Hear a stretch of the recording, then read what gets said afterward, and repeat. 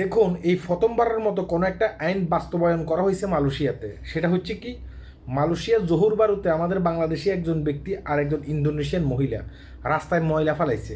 তখন ওই মুহূর্তে রাস্তায় যে পরিচ্ছন্ন কর্মকর্তারা আছে তারা এই জিনিসটা দেখছে। দেখার পরে একজন মহিলা এমনকি একজন বাংলাদেশি পুরুষ তাদেরকে সেখান থেকে ধরে নিয়ে গেছে। নিয়ে যাওয়ার পরে তাদেরকে আইন শৃঙ্খলা বাহিনীর হাতে দিছে। আজকে তাদেরকে আদালতে উঠাইছে। এটা হচ্ছে মালয়েশিয়ান পত্রিকা। আজকে তাদেরকে আদালতে উঠাইছে। উঠানোর পরে ওই মহিলার জরিমানা করছে 500 টাকা।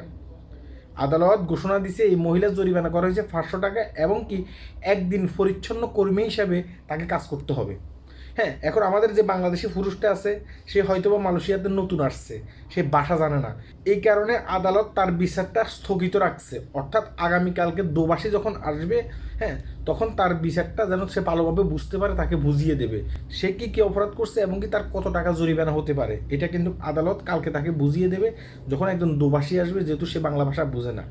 এখন আমার কথাটা হচ্ছে যে, দেখেন, আমাদের অনেক বাংলাদেশি প্রবাসী ভাই আছে।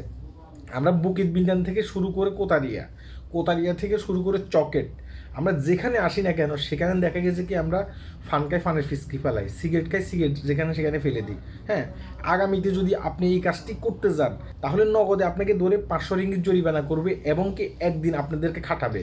কোথায় খাটাবে?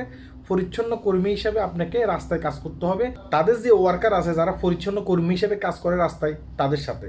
এখন চিন্তা ভাবনা করে দেখেন আপনি কি রাস্তায় এই ধরনের ময়লা ফালাবেন কিনা। আমাদের অনেক বাইরেরা আছে যারা ফানের ব্যবসা করে, যারা সিগারেটের ব্যবসা করে। হ্যাঁ, আমরা সেখানে যাই, তাদের কাছ থেকে সিগারেট খাই, ফান খাই, যেখানে সেখানে আমরা ময়লা ফালাই দিই।